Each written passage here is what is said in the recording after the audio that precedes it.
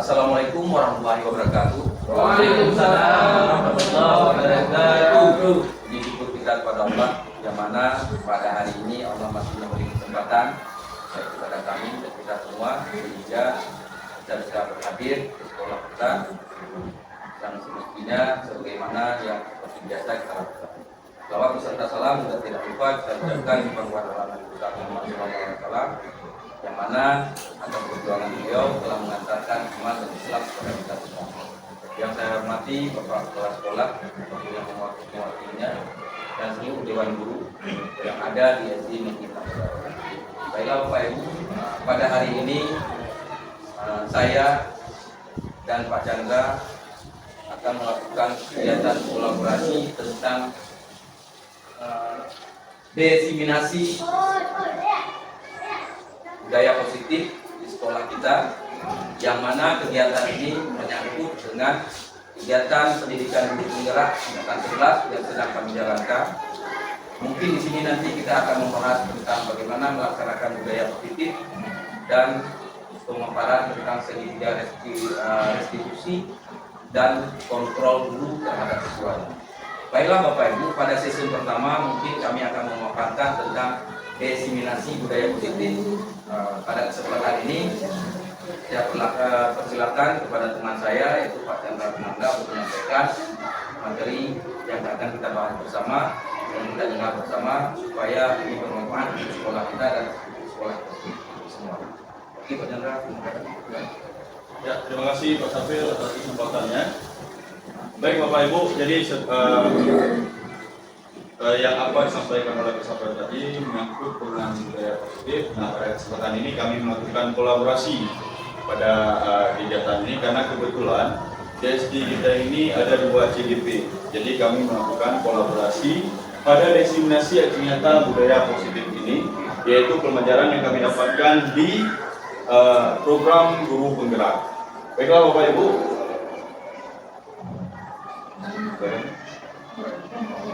Ya, nah ini adalah kesempatan forum kita pada hari ini.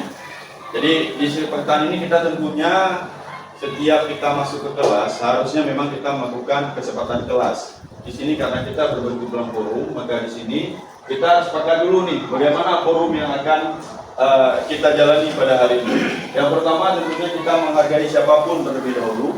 Kemudian yang kedua menjadi pendengar yang baik. Kemudian mungkin ada ide dari Bapak Ibu yang lain untuk kesempatan forum diseminasi pada hari ini. Ada ide? Silakan Pak Paman, kira-kira apa kira-kira idenya? Itu apa dong, bukti kelompok? Enggak, ini untuk kesepakatan kita pada kegiatan hari ini. Saya contohkan misalnya satu Pak Paman, tidak bermain HP saat sedang berlangsungnya kegiatan diseminasi, itu satu contohnya. Kemudian apa lagi kira-kira? Tidak ada ide Bapak Ibu, ini saya serahkan sepenuhnya sama Bapak Ibu karena ini adalah kesempatan kita bersama.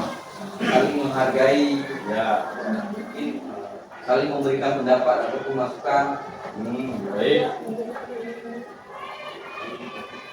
Saling bertanya. Ya, saling bertanya, saling menghargai. Apabila ada kawan yang bertanya, maka kita mendengarkan.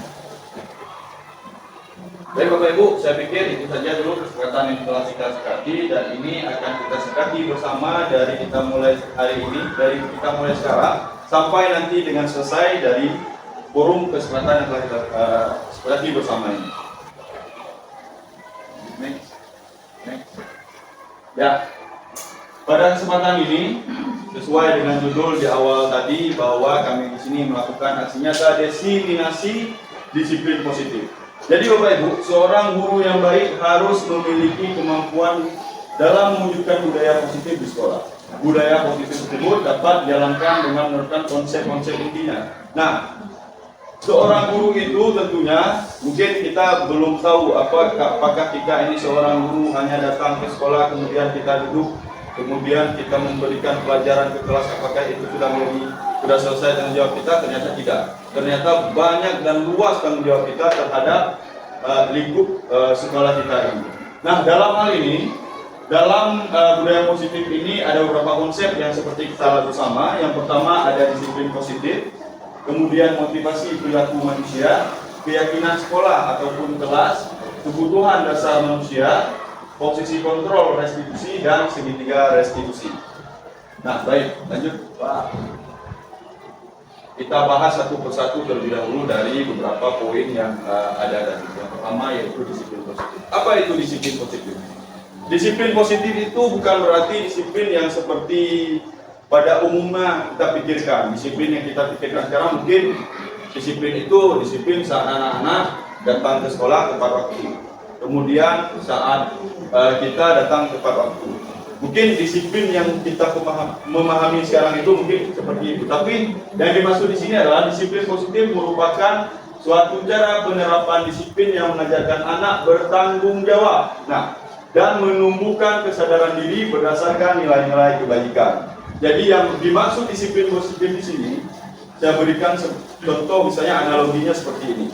Kita memakai helm itu karena takut karena polisi, karena ditilang oleh polisi, tapi bukan karena kesadaran diri kita sendiri. Nah, itulah yang disebut dengan disiplin positif. Jadi saat kita melakukan sesuatu itu karena kita taat aturan dan kita sadar bahwa aturan yang ditetapkan oleh aturan sekolah itu adalah untuk kebaikan kita sendiri. Sama sepertinya tadi saat kita memakai helm. Kita memakai helm tentunya untuk melindungi kepala kita, bukan karena takut akan polisi. Jadi ada kesadaran yang timbul dalam diri kita sendiri. Itu yang dimaksud dengan disiplin positif. Sama juga dengan halnya siswa-siswi kita di SD 6 Babaron ini. Jadi saat ada aturan yang sudah kita tetapkan di kelas, nanti saya harapkan Bapak Ibu nanti membuat aturan-aturan kelas bersama. Nanti itu akan dijelaskan nanti lebih jauhnya oleh rekan saya Pak Sapril. Jadi pemahaman disiplin positif itu yang seperti ini Bapak Ibu. Jadi yang bisa kita garis bawahi bahwa adalah anak-anak bertanggung jawab terhadap aturan yang ada di sekolah. Bukan karena takut sama guru, bukan karena takut akan kepala sekolah, bukan karena takut melanggar aturan, tapi itu memang datang dari dia diri sendiri. Dia kesadaran diri dia sendiri. Dia tidak akan melakukan itu karena dia sadar, oh berarti itu kalau saya melakukan itu saya akan melanggar aturan tersebut. Jadi itulah garis lingkup yang disebut dengan disiplin positif. Nah, disiplin balik.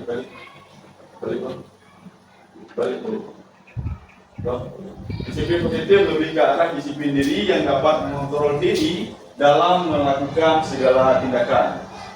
Lanjut. Nah, disiplin positif ini juga disebut dengan disiplin diri dapat membuat murid memahami dan menyadari berdasarkan motivasi internal, bukan akibat paksaan, ujian ataupun hukuman. Jadi yang seperti saya sampaikan tadi, bahwa setiap aturan yang kita buat ini bukan anak-anak itu karena motivasi internal, bukan karena paksaan, dan bukan juga karena ujian ataupun hukuman. Jadi mungkin ada sebagian anak-anak kita ini, siswa-siswa kita ini melakukan sesuatu itu karena kita berikan sebuah ujian, kita berikan sebuah hukuman. Jadi kalau kami dalam grup penggerak yang kami dapatkan, sebenarnya memberi reward ataupun hadiah itu adalah hal yang tidak baik, hal yang tidak dibenarkan. Karena kenapa? Siswa itu melakukan sesuatu itu karena hal tertentu, bukan karena kesadaran dirinya sendiri. Jadi seperti itu. Lanjut. Nah, ini adalah 6 karakter profil Pancasila yang seperti kita ketahui bersama, bahwa kita di sekolah kita juga sudah menjalankan namanya kurikulum merdeka. Dan ini adalah yang biasa kita dengar adalah profil pelajar Pancasila. Beriman bertakwa kepada Tuhan Yang Maha Esa, mandiri, berkebinekaan global, gotong royong, kreatif, dan bernalar kritis. Semua profil ini diharapkan ada pada diri siswa-siswi kita. Dan itu yang nantinya akan kita terapkan kepada siswa-siswi kita. Dan ini adalah pure dari pemerintah, dan ini adalah hal yang kami anggap adalah hal yang baik dalam menjalankan di sekolah kita ini. Nah, motivasi perilaku manusia. Bagaimana motivasi perilaku manusia ini? Ada 3 motivasi perilaku manusia, Bapak Ibu. Yang pertama, untuk menghindari ketidaknyamanan atau hukuman. Kemudian untuk mendapatkan imbalan atau penghargaan dari orang lain, untuk menjadi orang yang mereka inginkan dan menghargai diri sendiri dengan nilai-nilai yang mereka percaya. Ini adalah 3 motivasi perilaku manusia. Kita sebagai manusia itu tentunya kita melakukan sesuatu itu untuk menghindari ketidaknyamanan dan hukuman. Dan itu memang kita bilang seperti memang sudah ada pada diri manusia. Kemudian untuk mendapatkan imbalan atau penghargaan dari orang lain, untuk menjadi orang mereka inginkan dan menghargai diri sendiri dan nilai-nilai yang mereka percaya. Jadi saat kita melakukan sesuatu, kemudian kita mengharapkan imbalan dan penghargaan dari orang lain, itu juga termasuk motivasi perilaku manusia. Keyakinan sekolah atau kelas. Jadi pada keyakinan sekolah atau kelas ini, guru berperan dalam mewujudkan terbentuknya keyakinan sekolah ataupun kelas dengan adanya kesepakatan antara guru dan murid. Jadi di dalam kelas, baik itu dari kelas 1 sampai dengan kelas 6, setiap guru itu, walaupun saya sebagai guru PJOKA, itu juga ada yang namanya keyakinan kelas. Keyakinan kelas itu adalah kita membuat sebuah aturan di dalam kelas. Jadi misalnya kita buat, dan itu disepakati bersama dengan siswa-siswi kita, bukan karena keinginan kita sebagai guru, tapi kita sepakati bersama. Kita tanyakan kepada siswa kita, untuk ketertiban sekolah kita ataupun kelas kita, supaya kita belajarnya dengan nyaman, supaya kita belajarnya ini tercapai apa yang Bapak Ibu inginkan, ataupun CP capaian pembelajaran kita, apa yang harus kita lakukan. Kita tanyakan kepada siswa kita. Jadi keyakinan ini nantinya misalnya siswa-siswi kita membuat kesepakatan kelas itu dengan bahasa dan kaidah yang kira-kira bisa diingat dan mudah untuk dipahami seperti itu. Baik,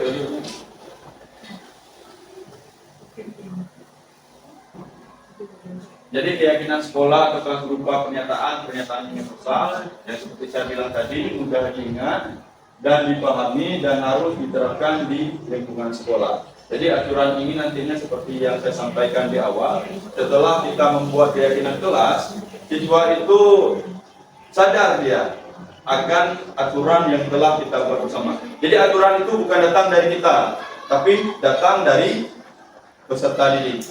Jadi saat kita melakukan aturan, peserta didik menyampaikan, Pak, saat belajar tidak boleh ada yang keluar. Jadi kesadaran itu kita tuliskan nanti. Jadi saat kita tuliskan, di saat anak-anak melanggar, dia sudah mengerti bahwa aturan itu bukan kita yang membuat, tapi mereka yang membuat. Dan itu juga disebut dengan keyakinan kelas. Jadi seperti itu. Nah, ini contohnya keyakinan kelas.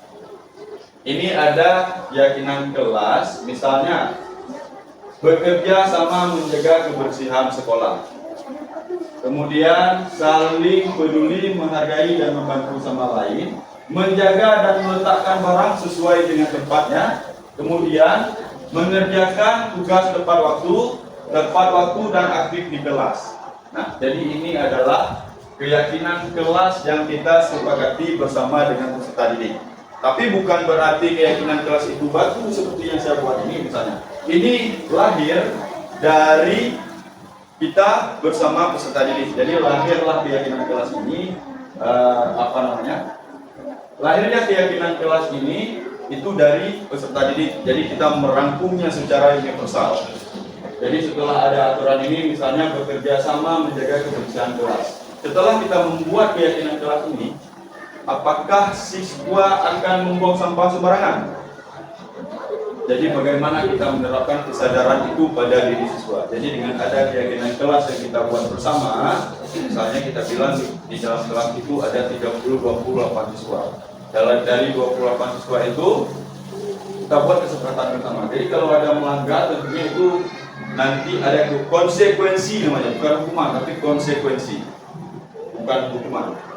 Nah, jadi keyakinan kelas, setiap anggota kelas perlu belajar, senang, melakukan tugas, saling menghargai, merasa aman, kemudian selalu bersikap positif, senantiasa menjadi diri terbaik, percaya dan menghormati orang lain serta barang miliknya, kemudian berkomitmen terhadap setiap tugas, senantiasa membantu, kemudian hormat bekerja. Hormat kami meyakini ini adalah hasil yang lahir dari keyakinan kelas tadi yang disepakati oleh siswa bersama tadi dan guru juga maksudnya. Jadi dari hormat kami meyakini ini adalah bahasa yang dibuat, kami meyakini bahwa sangat penting untuk menghormati semua orang dan barang milik orang lain.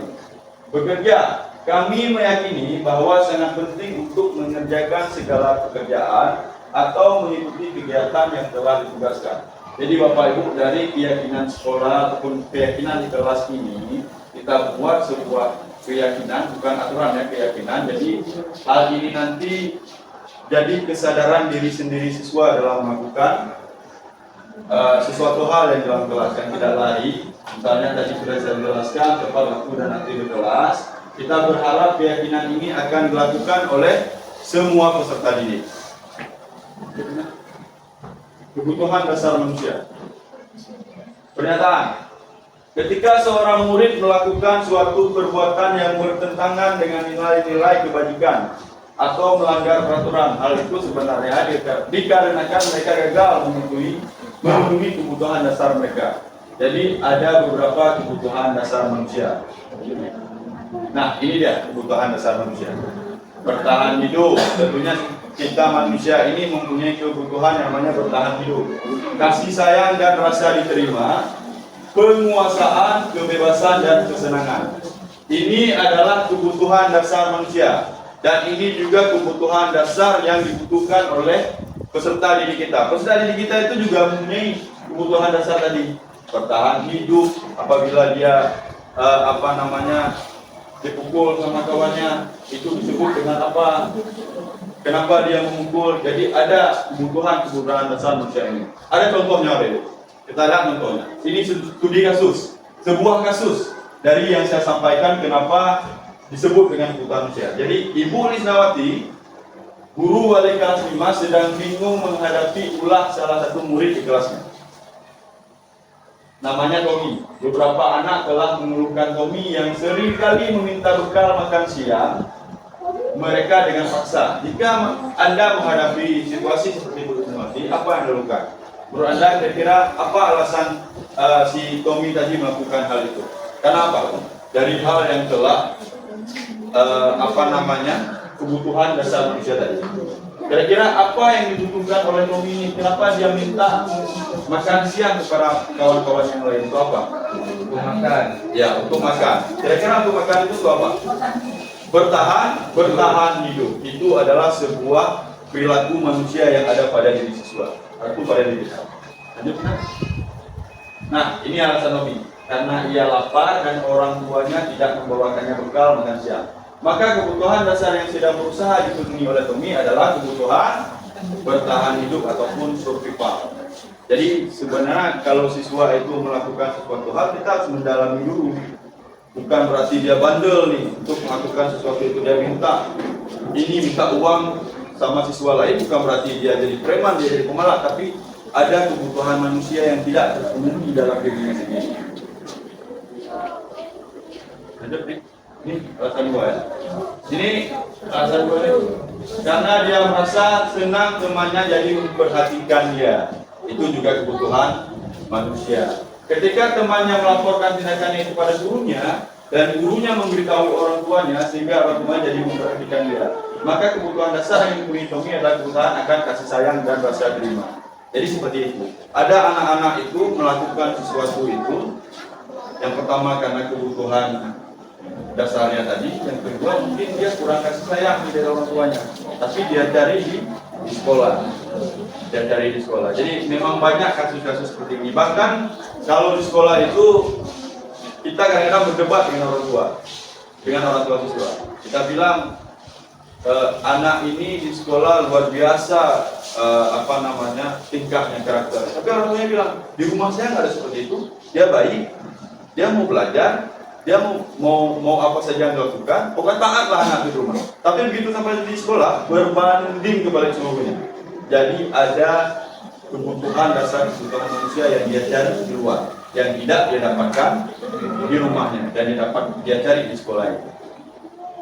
Nah, jadi yang ketiga, karena temannya jadi takut dengan dia dan menuruti keinginannya. Ini adalah kebutuhan kekuasaan. Jadi ada kebutuhan yang ingin dia capai dalam hal tadi. dia ingin menjadi ada keinginan berpuasa, itu juga jatuh kepada kebutuhan manusia. Kemudian alasan 4, karena dia merasa bosan dengan bekal makanan yang dibawakan ibunya dari rumah. Karena ibunya selalu membawakan bekal yang sama, oleh karena itu dia ingin mencoba makanan temannya yang beraneka ragam. Maka Tommy sedang berusaha memberi kebutuhannya akan dewasa. Jadi ada beberapa alasan tentunya kenapa siswa melakukan sesuatu itu.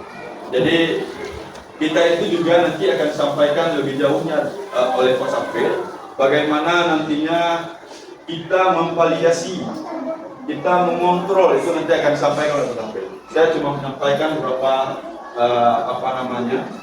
dasar-dasarnya saja dari kebutuhan manusia tadi. Nah, kesenangan, apa yang dia cari dari kesenangan? Karena ia melakukannya karena iseng saja, dan ia menikmati ekspresi wajah teman-temannya yang kesal. Karena diambil makanannya dan menurut dia ekspresi teman-temannya itu lucu, maka berarti Tommy sedang berusaha kebutuhannya akan memberi kesenangan. Jadi memang kita, kalau Bapak Ibu memperhatikan ini, mungkin Bapak Ibu langsung membayangkan siswa-siswinya nakal ataupun yang berkarakter berbeda lah. Kalau di kelas 1 kita bilang ada Fauzan. Kita nggak tahu nih kenapa Fauzan seperti ini. Pasti ada kebutuhan dasarnya yang tidak terpenuhi.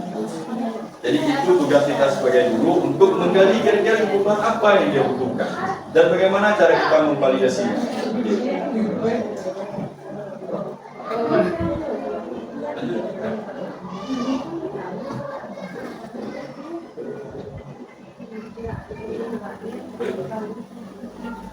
Oke, Bapak Ibu, untuk yang saya sampaikan tadi menyangkut dengan disiplin positif, kemudian juga dengan kebutuhan dasar manusia yang telah Bapak Ibu perhatikan tadi, Bapak Ibu dalam pertama bahwa ternyata disiplin positif ini adalah pure karena kesadaran diri, bukan karena aturan. Dan bagaimana tadi membuat aturan kelas itu kita sepakati bersama dengan siswa dan siswa mentaati dan mereka melakukan itu memang karena kesadaran dirinya sendiri tidak melakukan itu. Dan ada beberapa juga tadi kebutuhan dasar manusia yang saya sampaikan. Ada 5 kebutuhan manusia yang memang kadang-kadang siswa itu membutuhkan kebutuhan dasar yang dia inginkan, dia tidak dapatkan di rumah, kemudian dia carikan di sekolah. Jadi Bapak Ibu, mungkin ini saja penyampaian dari saya. Selanjutnya mungkin akan disampaikan oleh rekan saya, Mas Afrin, terkait dengan beberapa konteks ke depan menyangkut dengan disiplin positif. Kepada Pak Safir, waktu dan tempat kami persilakan. Ini sudah membahas banyak hal ya Bapak Ibu pada kita semua, terutama Bapak Ibu, begitu juga dengan beberapa contoh kasus yang telah beliau paparkan. Semoga ini bisa menjadi sebuah pemahaman yang baru bagi kita. Dan selanjutnya nanti saya akan coba membahas tentang segitiga restitusi dan posisi kontrol guru. Juga hal ini berkaitan dengan daya positif di satu sekolah. Jadi mudah-mudahan yang telah disampaikan oleh Pak Chandra nanti menjadi sebuah motivasi untuk kita semua. Baiklah Bapak Ibu, saya akan coba melanjutkan apa yang telah dipaparkan oleh teman saya tadi. Oke, baik Bapak Ibu, mungkin di sini kita bisa melihat ya. Jadi pembahasan yang akan saya lanjut itu tentang posisi kontrol restitusi. Mungkin ini hal baru ya. Maksudnya hal baru, kata-kata baru. Kami juga menganggap ini kata-kata yang baru. Kami mengenalnya kata-kata ini ketika kami mengikuti CGP. Jadi awalnya kami juga ngambang apa yang sebenarnya yang dibahas dalam segitiga restitusi. Jadi boleh Bapak Ibu lihat semua. Yang mana di sini ada 5 poin Bapak Ibu ya, yang dimana itu posisi kontrol seorang guru. Di sini yang pertama ada guru itu sebagai penghukum. Yang kedua, guru sebagai pembuat merasa bersalah. Yang ketiga, guru sebagai teman. Yang keempat, guru sebagai pemantau. Yang kelima adalah guru sebagai manajer. Di mana Bapak Ibu? Mungkin kita agak berpikir apa sebenarnya yang dikatakan sebagai penghukum, apa yang dikatakan sebagai pembuat merasa bersalah, dan sebagai teman, posisi sebagai pemantau, dan posisi manajer. Jadi Bapak Ibu, di sini perlu saya sampaikan sedikit ya. Yang seharusnya posisi ideal itu adalah di posisi kelima Bapak Ibu. Nanti teman-teman kita lihat pembahasannya apa sih sebenarnya yang dilakukan oleh para guru sehingga guru itu berada di posisi kontrol yang mana akhirnya yang selama ini sudah kita lakukan. Ini Pak, Ibu. Baiklah Bapak Ibu, inilah salah satu pembahasan dari kelima contoh posisi kontrol tadi Bapak Ibu. Di mana posisi kontrol ini yang mana motivasinya adalah guru itu berbuat. Bisa Bapak Ibu lihat di kolom pertama yang mana di situ ada identitas gagal ataupun kontrol dari luar. Ada hal-hal yang kita lakukan pada siswa ketika kita menerapkan posisi kontrol itu, padahal berujungnya bermuara kepada identitas yang gagal pada siswa tersebut. Salah satunya di sini bisa Ibu lihat, di mana pada posisi penghukum Bapak Ibu ya, di sini menghardik, menunjuk, menyakiti, menyindir itu termasuk pada posisi kontrol sebagai penghukum. Setelah itu selain menghardik, itu kan guru berbuat perbuatan guru di sisi perkataan. Kalau kamu tidak melakukan, awas ya, rasakan. Jadi kadang-kadang ada kalanya kita mengucapkan kata-kata tersebut. Yang ketiga itu hasilnya. Jadi membentak, menyalahkan orang lain dan berbohong. Jadi di sini ada hal-hal yang kita lakukan mungkin selama ini kita belum mengetahui, makanya saya mengatakan itu adalah hal yang baru Bapak Ibu. Mungkin Bapak Ibu bisa kita membayangkan sebentar Bapak Ibu tentang menghardik, menunjuk ataupun menyakiti dan menyindir ya. Ada kalanya mungkin ya salah satu contohnya ketika kita menyelesaikan sebuah masalah, kita melihat anak-anak itu ada masalah, mungkin karena kita seorang guru tadi mengelola sebuah kelas yang kapasitasnya, apalagi sekolah kita Bapak Ibu ya, jumlahnya luar biasa. Jadi kadangkala rasa jenuh kita sehingga kita berbicara itu melenceng dari kontrol kita yang seharusnya Bapak Ibu. Cuman yang terjadi selama ini mungkin sebuah pembelajaran bagi kita. Mungkin selama ini kita kan belum tahu nih Bapak Ibu. Kami sendiri juga seperti itu. Begitu kami mengikuti CGP itu, saya sendiri bahkan di dalam konteks CGP saya menyampaikan bahwa posisi saya itu posisi daripada identitas yang gagal saya sebagai guru. Yang telah saya terapkan, saya berada di posisi kontrol penghukum dan membuat rasa bersalah pada siswa. Karena yang saya pelajari seperti itu. Ternyata Bapak Ibu, bisa contoh saya katakan tadi, ketika ada anak, ya kan, ada anak yang memiliki kasus misal Bapak Ibu, seperti yang disampaikan oleh Pak Chandra tadi, kasusnya ketika ada seorang anak yang mengambil makanan temannya. Jadi kita kadang-kala kita langsung bertanya poin pada anak itu. Kenapa kamu mengambilnya? Kamu tidak makan di rumah apa? Tidak dikasih sama orang tuamu apa? Kenapa kamu minta? Kata-kata itu yang kita keluarkan ternyata bertolak belakang dengan posisi kontrol kita yang sebenarnya. Jadi itulah salah satu contoh dari guru itu menghardik dan menunjuk yang pernah kita lakukan. Mungkin salah satu contohnya demikian. Yang ketiga kaitan dengan dunia kualitas. Jadi ketika kita melakukan posisi kontrol penghukum, jadi di sini murid itu mungkin mental meletakkan guru di luar dunia berkualitas. Jadi murid itu kan ada kalanya dia seakan guru itu tidak lagi sebagai panutannya. Jadi dia beranggapan dengan kata-kata kita tadi, kita itu tidak wajar untuk ditiru, sehingga ada kalanya murid itu tidak mendengar apa yang kita sampaikan. Yang selanjutnya itu ada murid berkata, biarkan saja, nanti juga marah-marah lagi. Jadi kebiasaan yang kita lakukan itu sehingga siswa itu cenderung dia peduli dengan apa yang kita arahkan.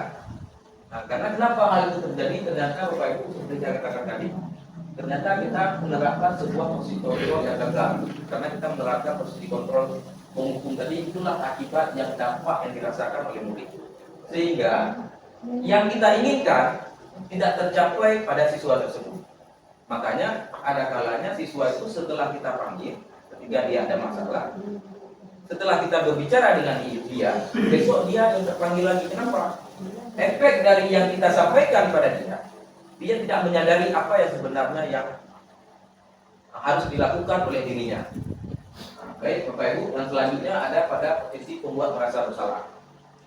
Ini juga sering mungkin kita lakukan ya. Jadi salah satunya berceramah dan mengatakan seharusnya ini. Kata-kata mengatakan seharusnya ibu. Misalnya contoh begini. Nah, seharusnya kamu tidak seperti itu. Jadi nanti kan baju temanmu kotor ataupun kamu tidak seharusnya seperti itu, sehingga ibu nanti disalahkan oleh kepala sekolah ketika siswa kelas 7 itu ribut selalu di dalam kelas. Jadi ibu kan malu, sampai di dalam kantor itu kan selalu dikatakan anak kelas 4 misalnya selalu ribut ketika guru lain masuk. Jadi kata-kata inilah mungkin sering kita katakan kepada anak. Jadi Bapak Ibu, posisi kontrol ini adalah kita membuat mereka merasa bersalah karena perbuatannya ada orang lain yang disalahkan ataupun dipermalukan. Jadi efek dari ini, jadi kan kamu seharusnya, jadi kan guru itu berkata kamu seharusnya sudah tahu ibu telah lelah sekali mengatakannya, ibu stres. Jadi ada kata-kata yang sedemikian yang kita lakukan. Jadi hasil yang kita dapatkan Bapak Ibu, jadi anak-anak itu cenderung dia menyembunyikan apa yang dia lakukan, sehingga ketika kita bertanya apa yang kamu lakukan, dia diam. Misal seperti ada salah satu anak kelas saya lihat Bapak Ibu, ketika kita bertanya, tahu nggak kenapa kamu dipanggil ke kantor, dia senyum-senyum saja. Kita tanya kenapa, apa yang kamu lakukan, dia juga senyum. Jadi itulah yang dilakukan. Kenapa? Ketika kita menerapkan posisi kontrol tentang, karena dia sudah menyadari selama ini guru itu menyampaikan sesuatu yang dia lakukan, guru itu selalu mengkonsentrasi dengan dia pada posisi kontrol yang salah. Tapi Bapak Ibu, kita tidak menyadari hal itu. Termasuk saya sendiri ya Bapak Ibu, saya tidak menyadari hal itu, sehingga mungkin kita sering melakukannya. Yang seterusnya itu dengan kaitan dengan dunia luar. Jadi murid meletakkan guru di dalam dunia yang berkualitas. Jadi mungkin di sini dia penempatannya, dia merasa guru itu karena dirinya, akhirnya gurunya yang disalahkan. Yang selanjutnya murid berkata, maafkan saya. Jadi di sini mungkin ada permintaan maaf dari mereka terhadap apa yang kita lakukan. Tapi ini murni karena perasaan rasa bersalah tadi yang sudah kita sampaikan kepada dia, cuma dia sebatas mengatakan minta maaf. Akhirnya dia berada pada posisi dampak murid ini tadi. Akhirnya apa yang berdampak pada siswa kita Bapak Ibu? Dia merasa rendah diri. Kenapa dia merasa rendah diri? Karena dia merasa atas kesalahan dirinya, sehingga ada orang lain yang harus bertanggung jawab ataupun merasa dipermalukan oleh kesalahannya, ataupun yang akan menjadi yang mendapatkan sanksi dari apa yang dia lakukan. Jadi yang ketiga ada pada posisi identitas berhasil ataupun sukses Bapak Ibu ya. Di sini ada pada posisi kontrol kita itu sebagai teman dan sebagai pemantau. Jadi Bapak Ibu di sini guru. Baiklah, jadi Bapak Ibu mungkin di dalam satu kasus kepada anak, guru itu harus membuatkan alasan-alasan untuk muridnya. Nah, jadi di sini kan kita perlu semacam ketika melihat sebuah kasus pada siswa, kita butuh alasan untuk melakukan pendekatan pada mereka. Kenapa dia melakukannya? Ya kan kadang-kadang ada kalanya seperti yang disampaikan oleh Pak Chandra tadi.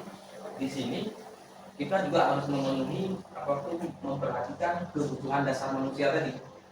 Jadi disinilah simbol pertanyaan kepada kita, apa alasannya? Ada kalanya yang seperti disampaikan oleh Pak Chandra, manusia itu melakukan sesuatu karena dia tidak mendapatkan sesuatu itu di tempatnya ataupun di rumahnya. Jadi ketika siswa itu datang ke sekolah, dia ingin mendapatkan pada kita. Jadi yang selanjutnya di sini ada guru berkata, ayolah lakukan demi ibu. Masa kamu tidak mau ingat tidak ibu pernah bantu. Nah, jadi di sini kan sebagai teman, di sini guru merasa menyampaikan semacam meminta sesuatu kepada teman, kepada siswa, seakan-akan siswa itu seperti kita berbicara dengan teman kita, Bapak Ibu.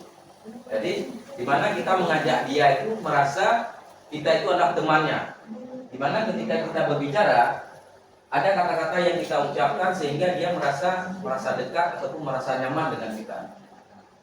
Jadi kalau pada posisi teman, karena kita melakukan posisi kontrol teman, tapi hasil yang didapatkan oleh siswa Bapak Ibu, dia ketergantungan sehingga ketergantungan kan begini. Jadi dia hadir ke sekolah, dia melakukan sesuatu karena kita, bukan karena dirinya. Pada dasarnya yang kita harapkan siswa kita tidak seperti itu Bapak Ibu. seperti yang dijelaskan oleh Pak Chandra tadi, apa yang seharusnya kita cita-citakan pada siswa kita. Jadi yang selanjutnya kaitan dengan dunia berkualitas. Jadi murid meletakkan guru sebagai orang yang sangat penting di dunia berkualitas. Jadi dia merasa gurunya itu sangat penting bagi dirinya, sehingga dia tidak penting pada orang lain. Ini juga salah Bapak Ibu. Karena kenapa? Karena dari proses dia ketergantungan kepada kita, sehingga dia merasa kitalah yang paling berarti di dalam hidupnya, sehingga dia akan mengabaikan nilai-nilai sosial pada lingkungannya nanti Bapak Ibu. Karena kenapa? Setiap siswa yang kita didik di sekolah kita Bapak Ibu, sesuai dengan posisi kontrol yang kita berikan, kita mengharapkan mereka itu melakukan sesuatu bukan karena kita, ataupun bukan karena dia mengharapkan kebaikan dari kita, tetapi dia melakukan sesuatu karena dirinya dan dampak sosial bagi lingkungannya. Jadi makanya pada posisi teman ini di sini agak sedikit mungkin kurang tepat Bapak Ibu yang kita gunakan. Yang selanjutnya murid berkata, saya pikir Bapak Ibu teman saya ternyata begitu. Nah, jadi seakan-akan siswa itu berpikir kita itu adalah temannya, sehingga posisi ini juga membuat kita kewalahan Bapak Ibu. Kenapa? Di sini siswa itu terlalu mengandalkan kita, mungkin di sini ada dampak-dampak lain mungkin dari etikanya Bapak Ibu. Mungkin karena dia terlalu nyaman dengan kita, sehingga ada kalanya siswa itu dia gagal di dalam menjaga etika dengan kita. Nah, jadi karena dia terlalu biasa nyaman dengan kita, dia tergantung dengan kita, sehingga ketika dia berbicara ataupun berjumpa kita di luar, sehingga seharusnya dia memiliki etika-etika yang tepat, ternyata dia salah menempatkan kata. Karena rasa ketergantungan dan kedekatan dia dengan kita. Jadi dampak pada murid dia lemah, tidak mandiri dan tergantung. Sehingga kadang-kadang dia cenderung begini, kan ada siswa kita. Nah mungkin pada salah satu kegiatan misalnya yang kita lakukan seperti muhadharah Bapak Ibu. Ada siswa kita ketika tidak kita dampingi, dia tidak berani tampil. Pada dasarnya dia bisa. Inilah salah satu dampak posisi teman. Karena dia mengharapkan ketika kita ada, maka dia akan bersuara ataupun akan berani tampil Bapak Ibu. Disinilah kelemahan ataupun kekurangan posisi kontrol sebagai teman. Yang selanjutnya di sini adalah posisi kontrol sebagai pemantau Bapak Ibu. Jadi menghitung dan mengukur. Jadi di mana guru itu kan harus kita semacam kita menghitung semacam ini.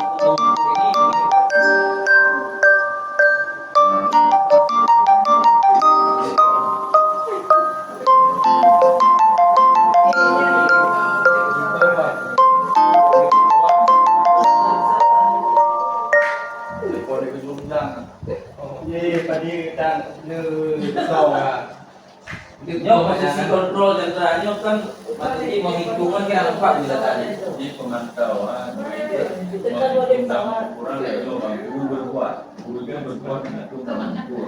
Pakipan sesuai akan sesuai aturan, tapi di bawah panduan guru. Jadi makanya pertanyaan dari guru kita kembali. Jadi hasil ini siswanya menyesuaikan diri bila dewasa. Nah, anak dewasa ya sesuaikan. Ini yang kelemahan. Jadi kalau apa pertanyaan soal peraturannya itu perkataan guru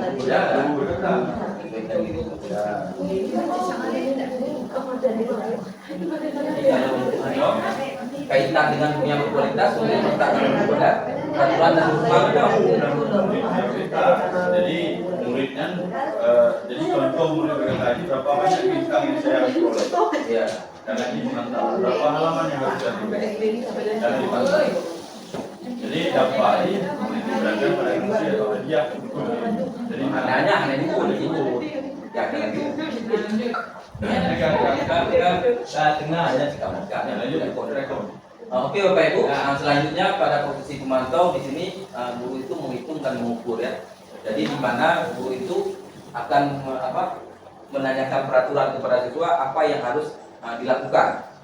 Guru itu memberikan poin-poin apa yang harus dilakukan oleh siswa dan apa-apa yang akan diterapkan oleh siswa. Jadi pada posisi ini akhirnya kalau hasilnya itu kan siswa itu cuma menyesuaikan diri bila diawasi. Jadi ada kalanya ketika misalnya Bapak Ibu kita di dalam kelas kita menyuruh kepada siswa ataupun mengarahkan siswa kita mengerjakan tugas. Perlu dikerjakan seperti itu. Jadi ketika mungkin kita tidak berada di dalam kelas, maka siswa itu tidak mengerjakan, mereka asik bermain ataupun melakukan hal-hal lain di dalam kelas.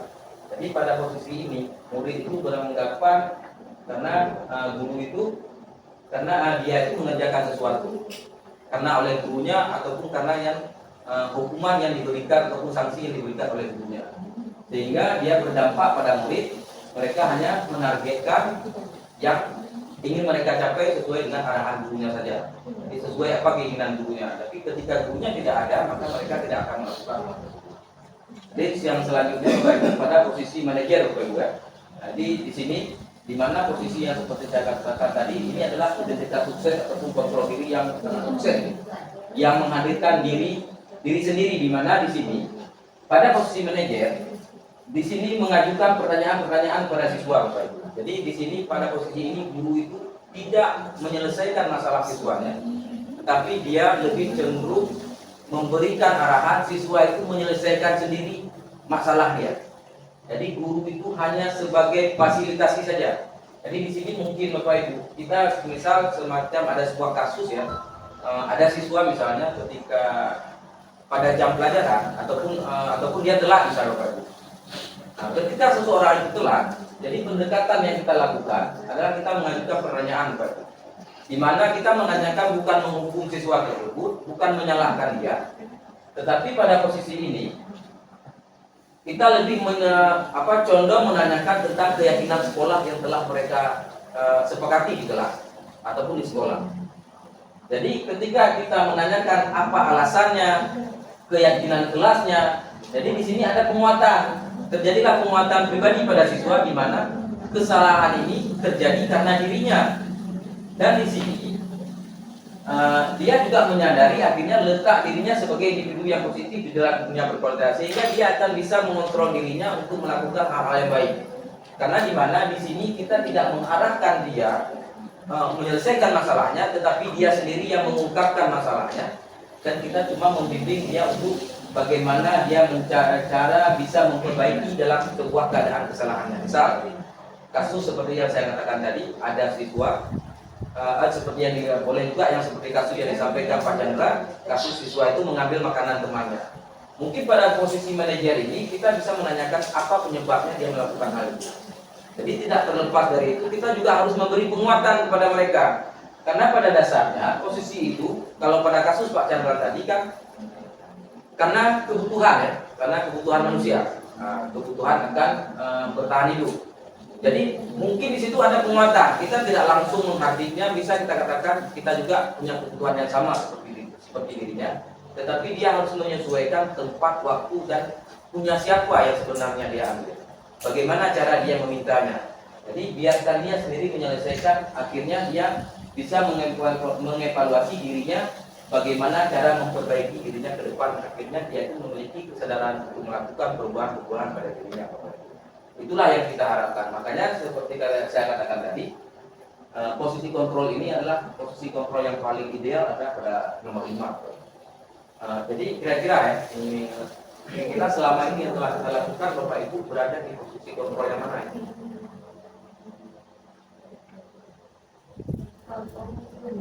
Apakah Bapak Ibu sebagai penghukum, pembuat merasa bersalah, apakah sebagai teman, ataukah sebagai pemantau, ataukah sebagai manajer?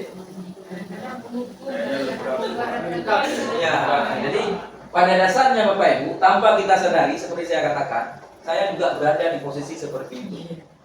Nah, selama saya mengikuti CGV, ternyata penerapannya itu salah ternyata Bapak Ibu. Cuman satu hal yang perlu kita ketahui, kita tidak akan langsung meranjak dari awal berubah pada posisi ideal. Paling tidak kita bisa berubah mungkin daripada posisi penghukum bisa beranjak ke posisi pemantau yang lebih idealnya. Oke, coba.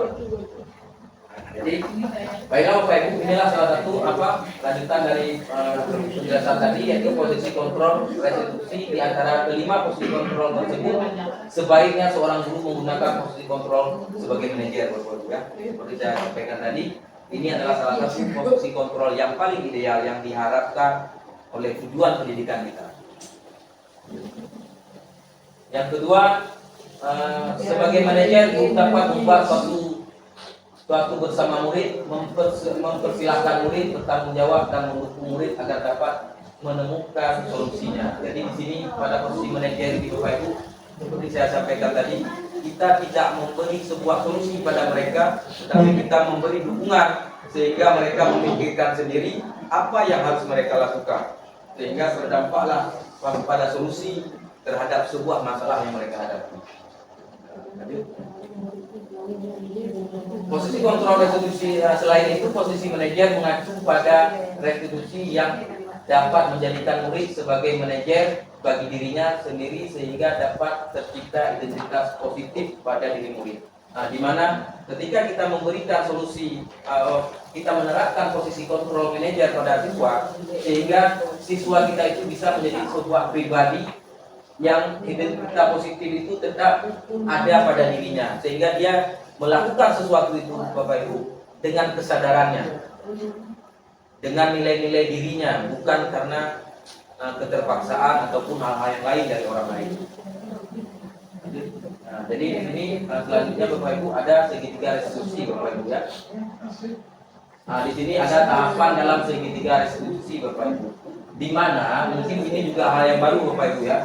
Di sini di mana ketika kita menghadapi sebuah permasalahan seperti permasalahan yang disampaikan oleh Pak Chandra tadi pada nilai-nilai positif tentang kasus yang terjadi pada siswa kelas 5 tadi. Di sini Bapak Ibu kita bisa menerapkan tentang segitiga restitusi. Ketika kita ingin menyelesaikan sebuah masalah, jadi untuk mencapai posisi manajer itu kita harus menerapkan tiga restitusi ini Bapak Ibu. Di mana kita lebih mengutamakan yang pertama itu menstabilkan identitas Bapak Ibu ya. Yang kedua, validasi tindakan yang salah, menanyakan keyakinan kelas seperti yang saya bahas tadi, di mana setiap siswa itu melakukan sesuatu pasti ada dasarnya. Paling tidak dikarenakan oleh 5 kebutuhan dasar manusia tadi. Makanya ketika kita mengetahui apa kebutuhan dasar dari manusia, ketika kita menerapkan proses segitiga ini, maka akan hadirlah ataupun akan tercipta pada kita posisi kontrol yang manajer. Bapak Ibu, silakan lanjut. Nah, jadi Bapak Ibu di sini ada penjelasan dari menstabilkan identitas dilakukan berdasarkan prinsip bahwa membuat kesalahan adalah bagian dari proses pembelajaran yang nantinya akan menggeser identitas gagal ke arah identitas yang sukses. Nah, seperti saya katakan tadi, di mana ketika kita menstabilkan identitas anak, misal pada kasus Pak Chandra tadi Bapak Ibu ya, ketika dia mengambil makanan temannya, ketika kita menanyakan mungkin dia merasa lapar, kita juga harus menyampaikan kepada mereka bahwa kita juga merasa lapar, itu juga adalah sebuah kebutuhan.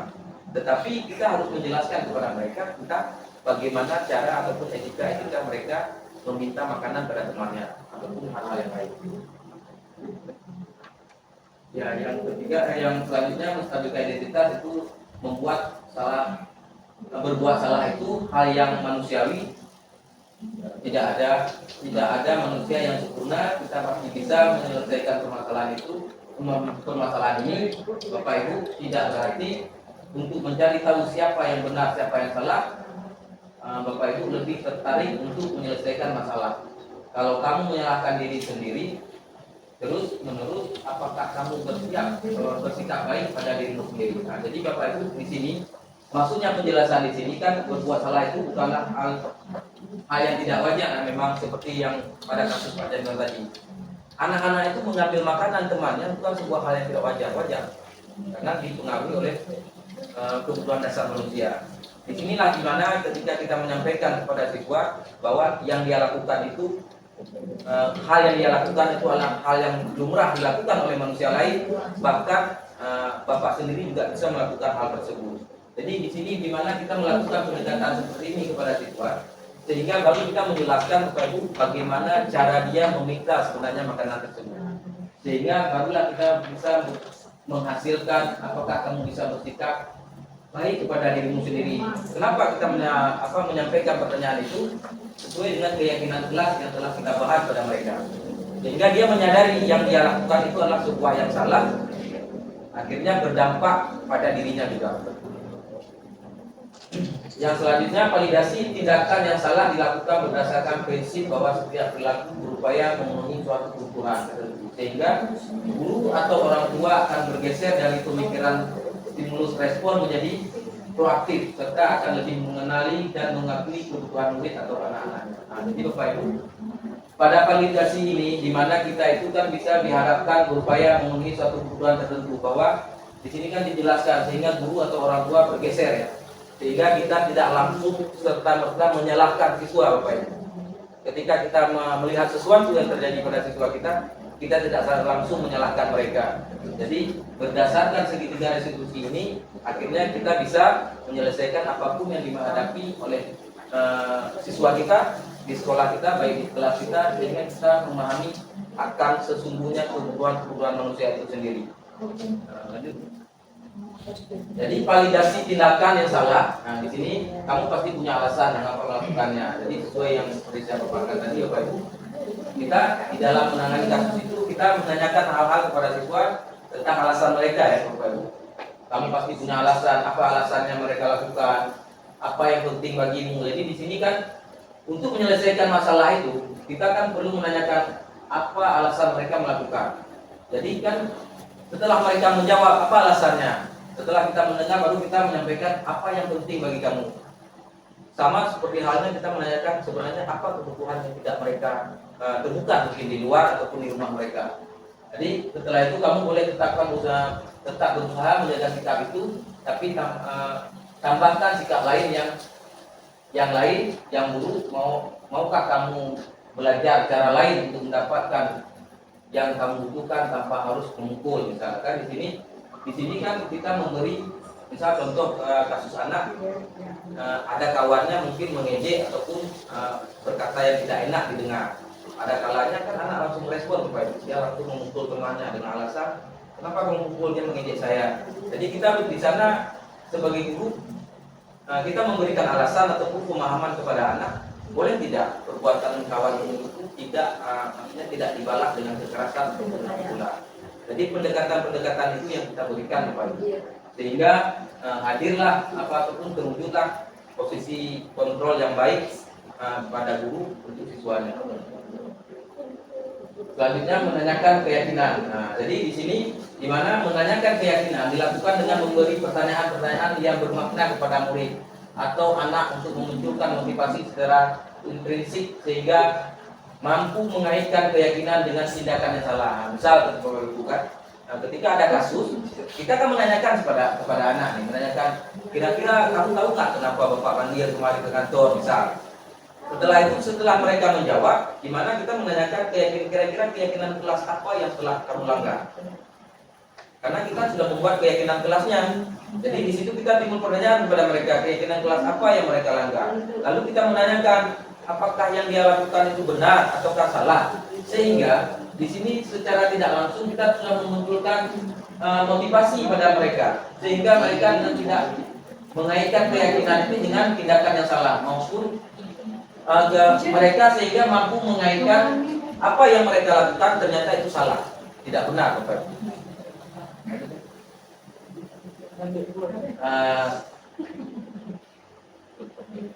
Jadi di sini bisa kita lihat Bapak Ibu contoh pertanyaan tentang nilai yang apa yang kita capai di dalam sekolah kita. Jadi Bapak Ibu di dalam membuat keyakinan kelas, kita di sini muncul pertanyaan kepada siswa mungkin ya. Apa nilai yang kita percayakan di sekolah kita? Nilai apa yang telah kita sepakati? Kelas yang ideal itu seperti apa? Kita membuat keyakinan kelas itu Bapak Ibu. Kita menanyakan kembali kepada siswa kita apa-apa yang mereka inginkan. Karena kalau keyakinan kelas itu Bapak Ibu kita yang membuat, itu hanya sebuah peraturan, sehingga mereka tidak akan menjalankannya. Jadi ini kita ajukan pertanyaan kepada siswa sehingga mereka memaparkan sendiri aturan yang akan mereka lakukan. Aturan yang kita buat, keyakinan yang kita buat itu berdasarkan pilihan mereka. Jadi bagaimana mereka meyakini untuk melakukan hal ini, kita harus membuat kesadaran kepada mereka tentang nilai-nilai keselamatan dan kebaikan dari aturan tersebut, sehingga mereka akan melaksanakan kegiatan-kegiatan yang mereka lakukan. Nah, jadi yang selanjutnya seorang guru yang baik harus memiliki kemampuan dalam mewujudkan budaya positif di sekolah. Budaya positif tersebut dapat dijalankan dengan menerapkan konsep-konsep seperti ini. Yang pertama, disiplin positif yang seperti mungkin tadi sudah dipaparkan oleh Pak Chandra. Jadi motivasi perilaku manusia, keyakinan kelas, kebutuhan dasar manusia, positif kontrol dan segitiga resolusi. Jadi Bapak Ibu pada konsep-konsep ini yang terutamanya adalah ketika kita melakukan ini semuanya didasari oleh keyakinan pada dirinya ataupun bersumber pada diri siswa, tidak karena pengaruh oleh kita ataupun tidak terpengaruh oleh sanksi-sanksi yang lain, Bapak Ibu. Terima kasih. Demikian yang dapat saya sampaikan. Semoga apa yang kami sampaikan pada pemaparan kegiatan kami pada hari ini bisa bermanfaat untuk saya sendiri dan Bapak Ibu. Mudah-mudahan ke depan bisa menerapkan di sekolah kita sebagaimana yang kita harapkan sesuai dengan tujuan pendidikan nasional.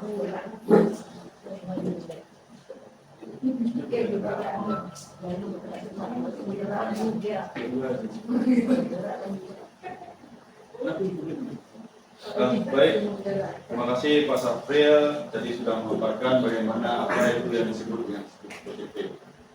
Jadi Bapak Ibu, kalau kita lihat pada disiplin positif ini memang sangat luar biasa dampaknya. Kita bisa menerapkan bukan menerapkan hanya di sekolah saja, tapi kita bisa menerapkan hal positif ini kepada anak kita sendiri. Kemudian bisa kita menjadi pemimpin, menjadi leadership. Bagaimana kita memanggil seorang itu sesuai dengan disiplin positif ini. Kadang-kala di saat sama anak saja, di saat kita sama anak, kita panggil anak, tidak tahu alasan, langsung kita hajar aja. Nah, jadi kadang anak punya alasan tersendiri dia. Nah, itulah luar biasanya disiplin positif ini. Kita tidak hanya bisa menerapkan di sekolah, tapi juga bisa di rumah dengan anak kita sendiri. Karena memang kita di rumah itu, kalau berhubungan dengan anak, saat anak berbuat salah, kita langsung memakinya kedua, langsung memukulnya, langsung menghakiminya bahwa dia itu nakal. Apalagi kalau misalnya kita membandingkan dia dengan orang lain. Jadi ada beberapa hal tadi yang memang disampaikan oleh Pak Safril. Ada sebagai penghukum, kemudian ada sebagai apa Pak Safril tadi? Teman, pemantau, manajer, dan pembuat merasa bersalah. Jadi ada dampak-dampak yang dari hal tersebut yang lahir dari anak tersebut. Misalnya kita sebagai penghukum, anak tersebut tidak akan menjadi patuh terhadap kita, tapi dia akan semakin berontak. Makanya kadang-kadang kita berpikir kalau kita marahin anak-anak tiap hari, jadi dalam pikiran dia itu buat paling nanti marah aja, hari itu udah diam lagi, kan begitu. Nah, itu juga dengan teman. Kalau kita kadang-kadang terlalu dekat dengan anak ini, kadang-kadang anak ini tergantung sama kita, ada ketergantungan. Jadi hal ini Bapak Ibu, disiplin positif ini tidak hanya bisa kita terapkan di sekolah, tapi bisa di lingkungan masyarakat yang sangat luas semestinya. Baik Bapak Ibu, sudah pada akhir kami harapkan mungkin ada diskusi sedikit Pak Safril menyangkut dengan disiplin positif ini. Jadi forum diskusi ini kami kembalikan Bapak Ibu, silakan untuk berdiskusi dan silakan pertanyaan kami, nanti kita selesaikan dan cari solusi secara bersama-sama. Mungkin Bapak Ibu ada yang ingin ditanyakan menyangkut dengan disiplin positif ini? Ya, Pak Suparman, silakan Pak Suparman. Terima kasih waktunya. Bagaimana cara kita untuk meyakinkan siswa agar mereka melaksanakan keyakinan kelas tersebut? Ya. Oke, Baik. terima kasih ya. Baik, terima kasih Pak Parman atas pertanyaannya. Bapak Parman menanyakan bagaimana cara kita untuk meyakinkan siswa agar mereka melaksanakan keyakinan kelas tersebut. Ya, terima kasih Pak Parman. Jadi seperti yang kami sampaikan tadi, bahwa agar anak ini, karena memang agak sulit kalau kita berpikir bahwa hal ini langsung dipatuhi oleh siswa-siswa kita. Jadi keyakinan kelas ini perlu kami tebalkan, perlu kami paham, garis bawahi, bahwa yang dimaksud dengan keyakinan kelas itu adalah aturan. Jadi aturan itu kadang-kadang siswa kita ini banyak melanggarnya Pak Parman. Jadi ada yang beberapa tadi yang telah disampaikan oleh Pak Safril, ada yang namanya segitiga resolusi. kemudian ada kebutuhan dasar manusia tadi. Nah, dalam membuat keyakinan kelas ini, kita harus memvalidasinya terlebih dahulu. Kebutuhan apa yang dibutuhkan oleh siswa-siswa kita dalam kelas. Makanya seperti yang kami sampaikan tadi, di saat kita membuat keyakinan kelas atau penataran kelas itu jangan apa kata kita guru, tapi apa kata siswa. Dan mereka membuatnya itu dengan kesadaran dirinya sendiri. Jadi, apabila dia sudah sadar dengan aturan yang dibuat oleh dirinya sendiri, otomatis dia tidak akan melanggar. Kenapa? Karena dia sadar betul terhadap keyakinan yang telah dibuat bersama tadi. Misalnya saja kita bilang, setiap masuk kelas tidak ada yang makan di dalam kelas. Mereka membuat, nanti mereka merumuskan. Makanya Bapak Ibu di dalam kelas itu perlu ada keyakinan kelas. Nanti Bapak Ibu silakan buat keyakinan kelasnya, berembuk dengan siswanya. Jadi nak kira-kira sebelum kita ini belajar, apa hal yang harus kita kita yakini? Bu, tidak boleh keluar masuk Bu, itu anak-anak. Oke, gimana sepakat semuanya? Itu contohnya. Ya Bu, jadi setelah kita buat tidak boleh keluar masuk, anak-anak itu tidak akan lagi keluar masuk. Karena kenapa? Mereka sadar itu karena keyakinan mereka sendiri. Mereka sudah siap. Ya, peraturan yang dibuat bersama. Jadi seperti itu Pak Roman. Oke, Ya, Pak, jawabannya. ya, terima kasih Pak Roman. Mungkin ada yang ingin bertanya kembali tentang disiplin positif tadi? Ada lagi? Ya, silakan Pak Nasir. Tadi ada sedikit penjelasan ada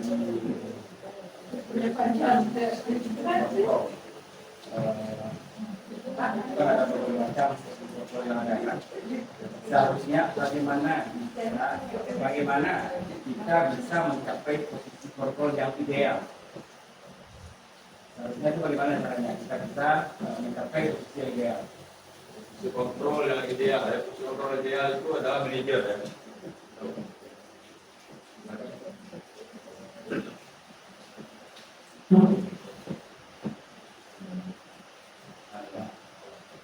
Silakan Dr. mungkin bisa dijawab. Oke, baiklah. Terima kasih pada kesempatan ini. Baiklah Bapak Ibu, sebelum saya menjawab pertanyaan Pak Nasir, saya ingin menambahkan jawaban dari pertanyaan dari Pak Parman tadi dan sebagaimana dipaparkan oleh Pak Chandra. Mungkin di situ Pak tentang bagaimana kita keyakinan kelas itu kita perlu menjelaskan nilai-nilai kebaikannya kepada siswa. Mungkin tadi sudah dijelaskan pada Pak Chandra ketika pemaparan yang pertama Pak Ibu. Ada kalanya kenapa kita memakai helm ketika berkendaraan. Kan kita umumnya Bu termasuk saya pakai helm itu karena takut ada polisi itu. Tapi pada dasarnya kita harus memberikan nilai kesadaran bahwa nilai keselamatannya ada pada pakai helm itu bukan pengaturan. Sehingga ketika tidak ada polisi kita tidak pakai helm. Padahal kita kurang memahami nilai keselamatannya ataupun nilai kesehatannya. Begitu juga dengan keyakinan kelas. Bapak Ibu perlu menjelaskan kepada siswa tentang nilai-nilai kebaikan dan manfaatnya.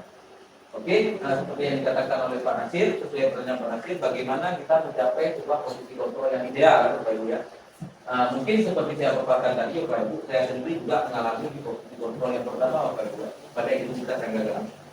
Setelah saya mempelajari modul di CGP ini, ternyata saya salah berada di posisi kontrol yang tidak tepat. Yang diharapkan, apa yang diharapkan sehingga kita mampu berada di posisi kontrol manajer, Bapak Ibu. Memang seharusnya pada tujuan pendidikan nasional kita diharapkan sebagai guru berada di posisi kontrol yang paling ideal. Karena sesuai dengan kodrat zaman dan alamnya siswa kita pada saat ini. Karena semakin hari dunia ini semakin maju, semakin berkembang, sehingga pencapaian pada siswa kita itu tingkat-tingkat moralnya sudah sedikit melenceng dari kaidah-kaidah Profi Pancasila. Jadi di sini mungkin kita perlu menerapkan pendekatan-pendekatan yang memang mengarahkan kita pada posisi manajerial, berarti ya. Mungkin seperti saya sampaikan, ini tidak mungkin langsung kita berubah pada posisi manajerial, ya. Karena yang ditanyakan Pak Nasir, bagaimana caranya kita bisa mencapai pada posisi tersebut. Paling tidak minimal kita sudah berubah, Pak Ibu. Setelah kita mempelajari ini, kita sudah bergeser dari posisi penghukum, paling tidak kita bergeser ke posisi teman ataupun sebagai pemantau. karena tidak ada kegiatan itu langsung instan. Contoh salah satunya di negara kita dirubahlah kurikulum KTSP menjadi K13. Coba Bapak Ibu sadari kembali, coba Bapak Ibu renungi kembali. Berapa tahun setelah itu diprogram mampu kita terapkan di sekolah? Butuh waktu Bapak Ibu. Tidak semudah kita memilih tempat. Tetapi karena kita guru memiliki potensi, memiliki sumber daya manusianya yang sangat luar biasa di negara kita, sehingga kita mampu menerapkannya walaupun butuh waktu. Begitu juga dengan posisi kontrol ini Bapak Ibu.